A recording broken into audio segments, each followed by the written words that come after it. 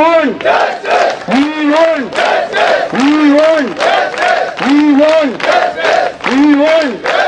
लाल लाल लहराएगा, लाल लाल लहराएगा।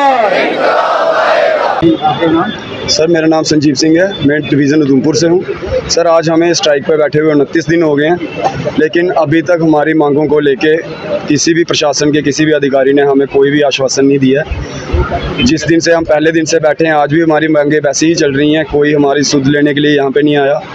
ये हमारी आवाज़ को दबाने का एक तरह का काम किया जा रहा है। हम आपके माध्यम से एक कड़ा संदेश देना चाहते हैं कि हम दबे कुचले हुए लोग हैं, हमें और दबाने की कोशिश ना की जाए।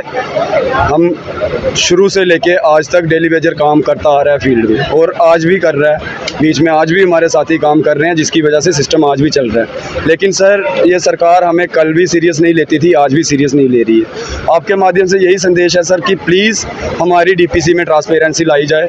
जैसे हमारे डिपार्टमेंट में पोस्ट खाली होती हैं, उनको ट्रांसपेरेंसी से पूरे अच्छे तरीके से फिल किया जाए और हमारी जो भी मांगे हैं उनको पूरा किया जाए। हम इंश्योरेंस चाहते हैं सर, अगर हमारे किसी साथी को कोई कैजुअलिटी हो जाती है उसको उसकी फैमिली को 50 लाख रुपए कंपनसेशन मिलना चाहिए।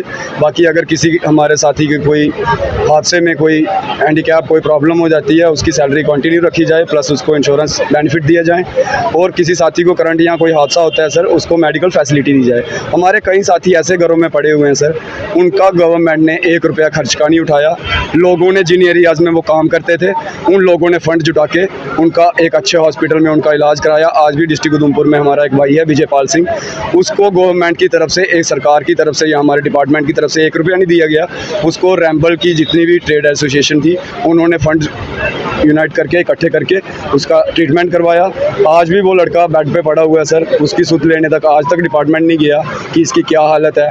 वो डिपार्टमेंट के लिए काम कर रहा था सर, अगर वो अपने घर की बिजली नहीं चला रहा था, 11 kV लाइन पे उसको करंट लगी, वो डिपार्टमेंट के लिए वो उसने अपनी शहादत दी। शहादत मतलब शहादत ही है सर, जो बंदा चल नहीं पा रहा फिर नहीं पा रहा वो तो एक जेल में कैद होकर चल रह गया सर। लेकिन अगर यही इसी तरह का जस्टिस चलेगा, अभी कुछ दिन पहले आपने देखा रियासी में 2 दिन पहले एक कैजुअलिटी हो रही है, जय साहब ने बोल दिया कि नहीं जी ये अपने घर की बिजली, अपने घर की बिजली के लिए सर 11 kV पे कौन चढ़ता है सर। एक आप भी एक जानकार हो और जनता भी इस बात को जानती है कि वो जनता के लिए काम करता हुआ मरा है। लेकिन ये हमारा डिपार्टमेंट इस बात को नहीं समझना चाहता।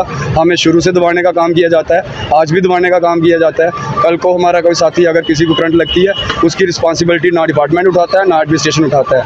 ये अगर इसी तरह का दोहरा व्यवहार हमारे साथ किया जाएगा तो हम काम नहीं करेंगे सर।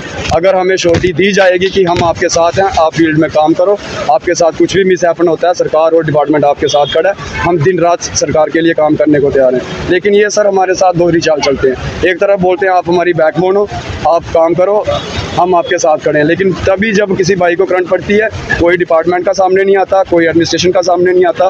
वो बेचारा 4 दिन उसकी आवाज़ उठेगी, 5वें दिन दबके रह जाती है और 5-6 महीने वो बेड पे रहने के बाद वो ऊपर वाले के पास चला जाता है। सर यही हाल रहेगा, यहाँ पे कौन काम करना चाहेगा अगर इस डिपार्टमेंट में श्योरिटी ही नहीं है। सबसे आप जानते हो जितने भी डेली वेजर हैं वो सारे भाई अपना काम कर रहे हैं, लेकिन सर सबसे खतरनाक हमारी जॉब है, सबसे कैजुअलिटी जो होती है हमारे डिपार्टमेंट की होती है, लेकिन सरकार इसका संज्ञान नहीं लेती।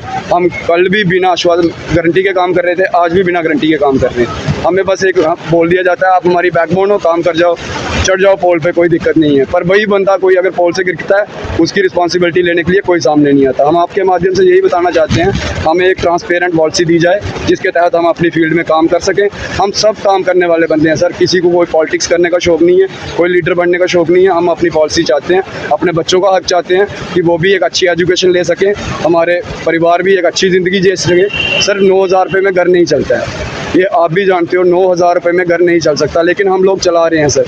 हमारे रिश्तेदारों को देखो, वो आज कहीं से कहीं पहुंच चुके हैं और हम उनके लिए एक मजाक बन के रह चुके हैं। वो बोलते हैं हाँ कितनी सैलरी आ रही है सर, क्या बताएंगे 9,000 रुपये क्या सैलरी बताएंगे। वो बोलता है अपना खर्चा चलाता है या परिवार का खर्चा चलाता है या मतलब रिश्तेदारों में जो भी होता है वो करता है। सर नहीं करना बहुत ज़्यादा मुश्किल हो जाता है। कुछ आप जैसे अच्छे दोस्त मिल जाते हैं जो बुरे टाइम पे साथ दे देते हैं और हम अपना समय निकाल पाते हैं। नहीं तो देखा जाए तो सर 9,000 रुपये में घर नहीं चलता है। और हम सरकार से यही चाहते हैं, हमें एक अच्छी फैसिलिटी दी जाए, अच्छा हमें इंश्योरेंस दिया जाए, कल को हमें कुछ होता है हमारे परिवार एक अच्छी ज़िंदगी जी सके। ये सर गुमनामी की मौत मरने से अच्छा है कि ये हमें एक ऑर्डर निकालें, बोलें कि हमें आप लोग आप स्टाफ नहीं चाहिए, इनको बाहर का रास्ता दिखा दीजिए। लेकिन इसके साथ साथ मैं ये भी संदेश देना चाहता हूँ, हम इस डिपार्टमेंट में आए थे SRO 381 को लेके।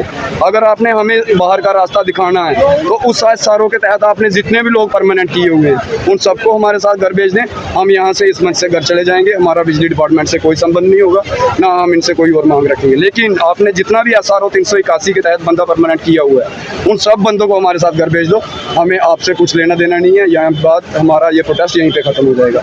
अगर आप हमें से काम लेना चाहते हो तो फिर आप हमारे साथ ट्रांसपेरेंट होकर चलो, हमारे लिए एक अच्छी पॉलिसी बना के चलो, हमारे जो परमानेंट वीकेंड पोस्टें हैं उनको फिल करो फ़ौरन तौर पे, हम यहाँ से घर चले जाएंगे। ऐसे हम घर जाने वाले नहीं हैं। इसके साथ मैं अपनी वाणी को विराम देता हूँ। धन्यवाद।